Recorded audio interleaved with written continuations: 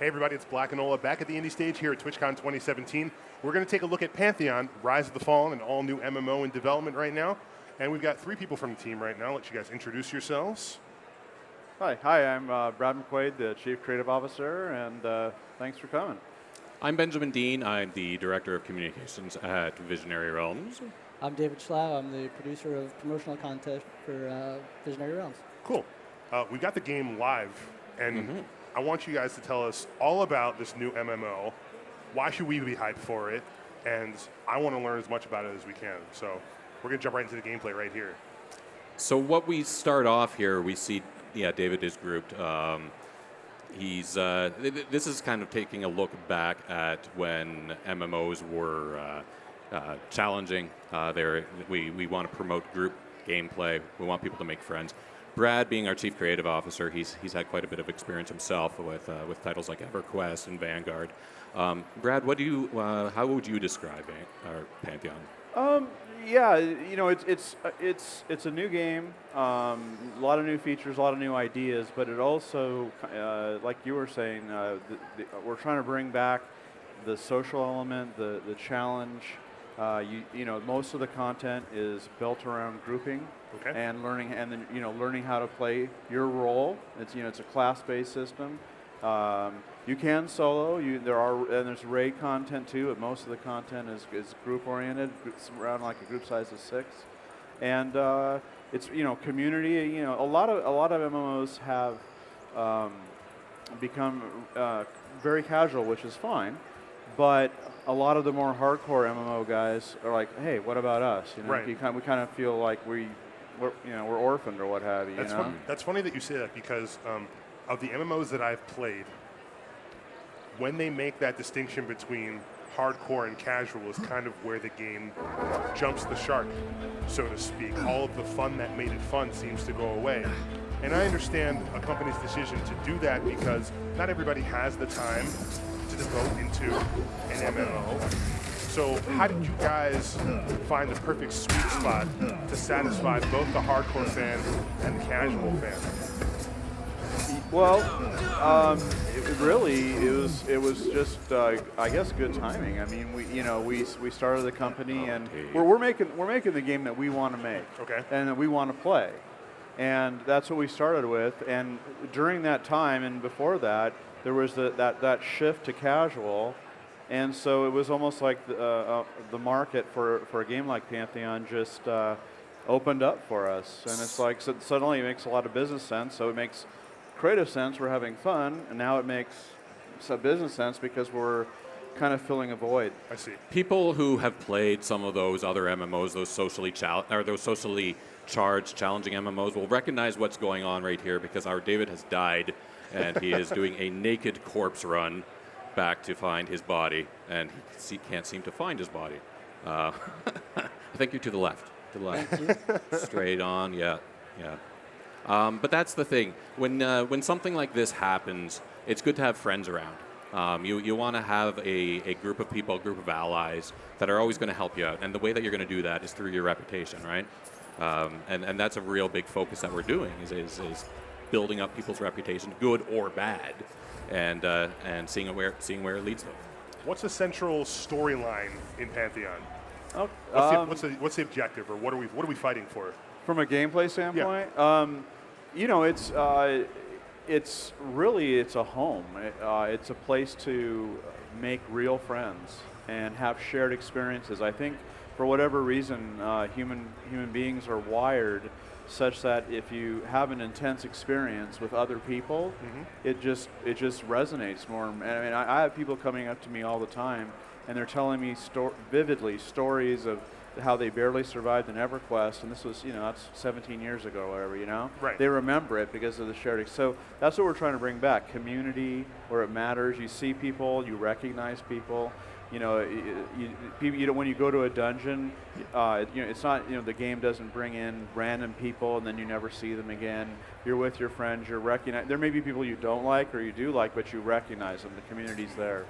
I'm looking at the gameplay here, and some of the graphics are really good. You guys seem to have placed a focus on huge monuments, and the draw distance is pretty crazy. Is that something that we're going to be seeing a lot of when we play this game, these huge structures, overarching mountains and stuff like this? Absolutely, yeah. It's a high fantasy world. Like we call it kind of a planar fantasy world, and there's a huge focus on adventuring and exploration. And so we want to build just amazing locations for people to explore and to figure out how to get through and to beat the boss mob at the end and everything. And so yeah, that's what we really love to do is we're making a world, not just a game. Yeah. Brad repeats that a lot. It's a world and not a game. What we're seeing here, you're speaking of the monuments and the large structures, the architecture. David's going to show us a little bit of an example here. This is what we call our acclimation system. All right. So as he tries to cross this bridge, he gets slower. You'll see the edges of the screen sort of shrink down with this ice. Because he's not wearing any cold resistant gear, he's not going to be able to progress anymore. Oh. So he's going to have to go out, he's going to have to go adventuring, questing, finding this gear so that he's going to be able to get across the bridge. And it's not just him. His group's going to have to do that as well. And once they get across to the other side, then the riches are there, right? So it's not just an arbitrary wall blocking off. You're actually Right. feeling like I physically can't get here. I need. There's something this I'm gear. missing. Yeah, Exactly. Yeah, there's a terminology that's been used in MMOs for years now, PvE, player versus environment. But it's in most cases, environment usually just means killing monsters. We're trying to make you're contending with the environment. Yes, there are monsters and to defeat, but there are all sorts of dangerous areas and stuff too. You know what I mean? So, talk to me about character creation. Every MMO that I've played, I've spent a good 20, 30 minutes making sure my character's the way that I want. right. What can we expect in terms of character customization, selecting a class, selecting a race? What does Pantheon have to offer in that respect? He's bringing it up right now, and this isn't totally done yet, but it's what you basically would expect. You can adjust your height, fat, thin, move around your nose. It's what you would expect from a modern MMO. Okay. Yeah. And when you start the game at level 1, Mm-hmm. a lot of MMOs can either throw you right in there or be very, very hand-holdy. I remember playing Final Fantasy XIV, and I was excited to play that game, but it took so long for me to get into, I just want to kill low-level mobs so I can actually get to playing the game. What is the difficulty ramp on, how much does the game hold your hand? How long can we expect to actually get into the thick of the action? See, It's really up to you. So if you're already familiar with the style of MMO that we're making, you can just jump in and play. Okay. And there's no tutorial that you're forced to run through or anything like that. That said, there's going to be a lot of players, younger players. They weren't around in the old days, and we can't just put them in the game and have them run off and just die because they don't realize they need other people to need to work together. So for the player in that situation, there is actually a lot of initial hand-holding. There's a matchmaking system. There's a lot of different mechanics that bring people together and proactively reward players to become real friends and actually not just play the game but talk about life and what interests them and their hobbies and you know what I mean, and that's what really makes a game like this sticky, and I think that's what unfortunately a lot of MMOs have kind of lost, that stickiness. You mentioned the importance on player versus environment. Mm-hmm. I love player versus player combat. Can you talk to us about any of the details that you're planning for that, or is it going to be a focus on PvP combat? So the focus is, certainly right now, the focus is PvE, right? We're building the world and balancing it and creating all the content. But when we release, we'll have different shards or servers, whatever you want to call them, and there will be PvP and PvE servers. So, there are some people love, they don't want to be attacked by other people. They just want to cooperatively work.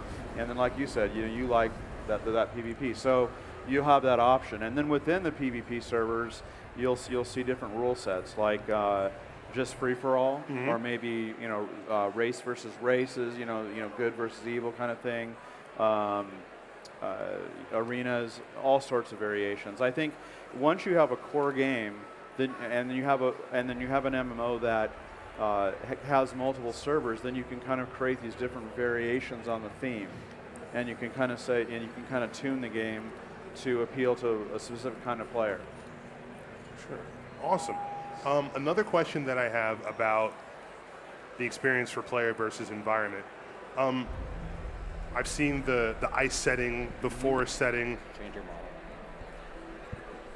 When you go through the game, what's the importance on playing in a group versus playing solo?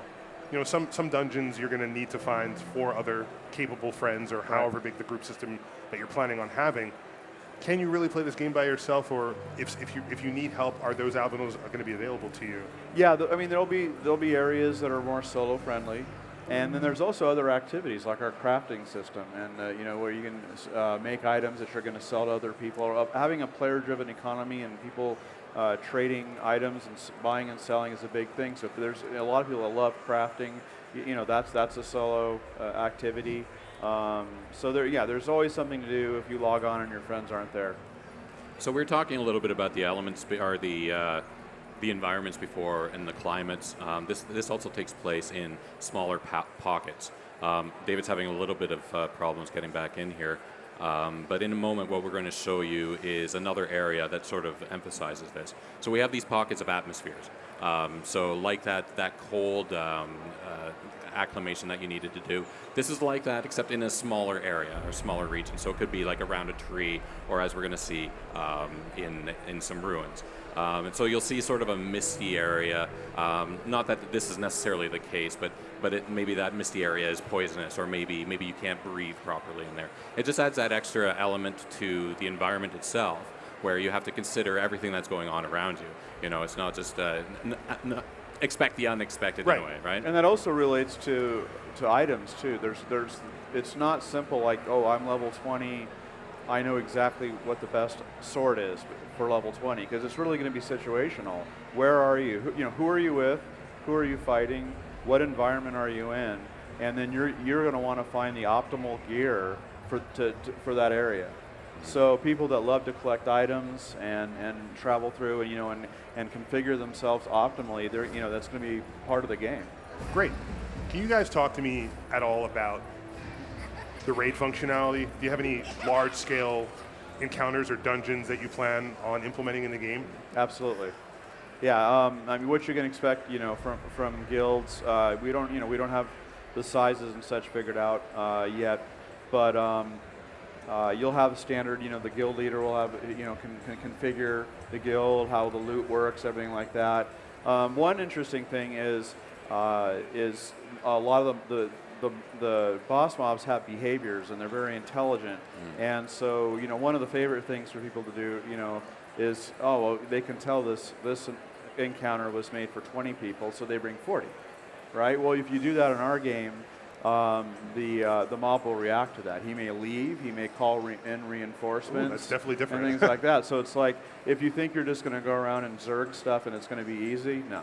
There's one encounter actually in this zone in Helnir Pass. Yeah, it's dungeon here. Yeah. Where I don't think we're going to be able to show it today, but it was a fight that our team had put together. It was one of the first boss encounters that we set up, if I remember correctly, and the script to it is really quite brilliant, and it took us who hadn't designed it, it took us a few tries to sort of figure it out. Once we've kind of figured out what was going on, it's like, oh, that's cool. And again, it was tying in the atmosphere system that we were talking about. Right.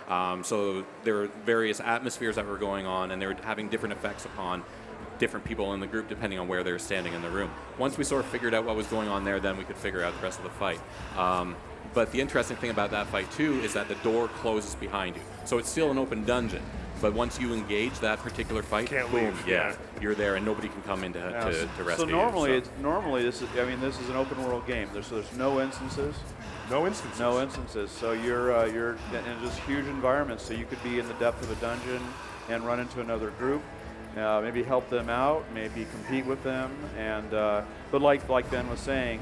Certain special encounters, the doors will come down and right. So there's actually a chance for you to be right. Because I can imagine how problematic that could be. You're trying to beat a boss you've been grinding for a bit, and somebody comes and Yeah, but screws it up. well, it keeps it keeps track of the damage you've done, and you're gonna other players won't be able to grief you like that. But, Okay.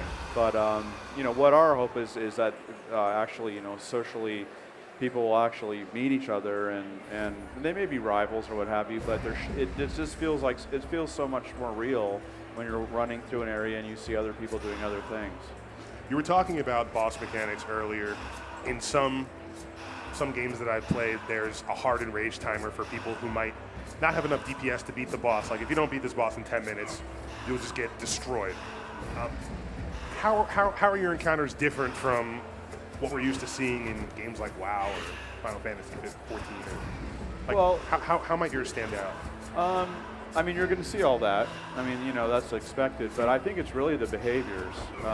They'll have different AI. They'll have, for example, you might go into a boss encounter and that boss mob just goes after your healer. Mm-hmm. You know what I mean? And he's like, well, what's the he's almost like the character. Like it's like he's going to take out your healer first, or maybe he is an alarmist or something, and he flees and brings back reinforcements, and so it's just giving them different behaviors, and that's one of the challenges of MMO is the whole Groundhog Day. It's the same. The mob looks different, but it's the same tactics, right? Yeah, it's a different color scheme or something. Right, like and then to make them harder, we'll just give them more hit points or something. No, these guys will have different AI behaviors and actually be intelligent, and you're going to have to learn. Okay, well, if this guy has a specific behavior, then we need to have a completely different strategy in order to beat him. So the first time, you're going to... Yeah, it's definitely going to be a surprise. Yeah. So you got to probably just end up wiping and, all right, so he did this. Yeah. Let's try this next attempt. Right. Or send the least favorite guy in your guild and... Sacrificial lamb. Right, and see there you what go. happens. What Usually always that's gets me. Yeah, that's Dave. That's it, right? Okay. What always gets me is the amount of thought that's going into all of these encounters. So we're talking about boss encounters, and how it took some of us on the team a while to figure it out. But we're seeing that in almost everything that's happening here. We take the tenet of challenge and really trying to incorporate it into whatever we do. And that doesn't mean it's going to be impossible. It's going to mean that you have to think about things in a little bit of a different way. Our creative designer, Chris Perkins, is probably he wears the title well because he's incredibly creative. So he comes up with he gets together with the rest of the development team, the designers like Corey Lefevre and the others, and really tries to think outside of the box. And so they bring in their creative ideas and their experience with other MMOs and other games, and just try and push it a little bit further, make you try to think about things, about the approach in a different way that you might not have thought about it before. What's the most difficult, challenging thing that you've encountered developing this game and getting it to release? It's creating content. MMOs are all about content and creating a huge world, and that takes time. It's handcrafted and they're huge, and because we're not using instancing, the dungeons are just ridiculously large, and it's fun. I mean, it's a blast creating this huge world, but it's certainly challenging and takes a lot of manpower. For me, I think we didn't have a guidebook either, because we started off, there's a lot of other companies who are venturing into crowdfunding endeavors and startup companies. And just the way that we had approached this originally, there was no guidebook on how to do it. So we were just sort of figuring things out. We would have to put some of our resources into certain things, while we didn't have enough resources to cover other things. So it's trying to figure out where that balance was and trying to find people with the amount of skills that we needed. And lucky for us, a lot of people recognized Brad's former work as well. So we didn't have any shortage of people approaching us saying, hey, we saw what you've been doing. We'd like to help out. Here's our skill set. So that's been really helpful. So I don't know if I call that a challenge, but it's something that was unique that I hadn't experienced before. You guys mentioned that you had an announcement for everybody who's watching the stream. We do. So many of our... we're out of time. So no. Like I mentioned, we do crowdfunding. It's a portion of how we get the game put together. And one of those crowdfunding tiers is for pre-alpha. And our pre-alpha pledgers have been waiting for a while now, we're happy to announce today that pre-alpha will be here in time for the holidays. Oh, wow, nice. Yeah. That's wonderful to hear for people who are watching. We got some excited people in the audience there. Great. So for people who are anticipating this game, who might be tuning in for the first time, where can they find more information about Pantheon? Where can they find you guys? PantheonMMO.com. We're on Facebook /PantheonMMO, Twitter @PantheonMMO. A lot of other Pantheon MMOs. Wherever. Yeah, we're everywhere. But yeah, if you go to PantheonMMO.com, it's going to have all the information there for you. It will list out all of the pledge packages. We are leaving the pre-alpha available for a couple more weeks, but we will have to take that down soon because we're getting ready to have all of these people come into our servers to try it out for the first time. So. Of course. Fantastic, guys. Thank you so much for joining us on the stage this afternoon. I learned a lot. I'm very excited for the game and can't wait to see where it goes next. Guys, thank you very much for watching. We'll be back with the next game after a short break. Please don't go anywhere. Thanks, guys.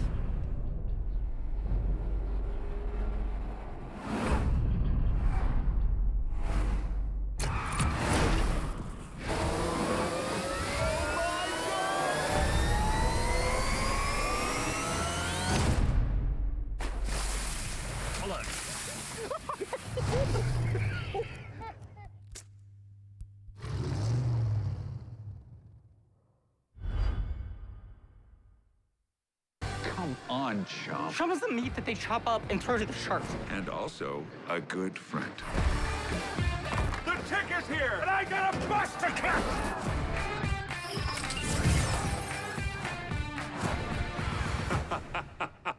You got the brains, I got the everything else. The 3-story drop, and look at you. You're as alive as a daisy.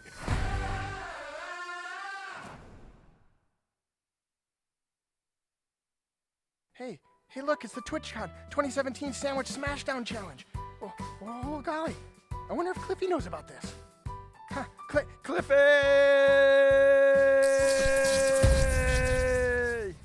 You won't believe it. Twitch is having a Sandwich Smashdown Challenge. You gotta go. I'll do it, but only for charity. Where is this tournament? Tiltified Charity Plaza stage. I will be there. Gather the men, the lettuce children.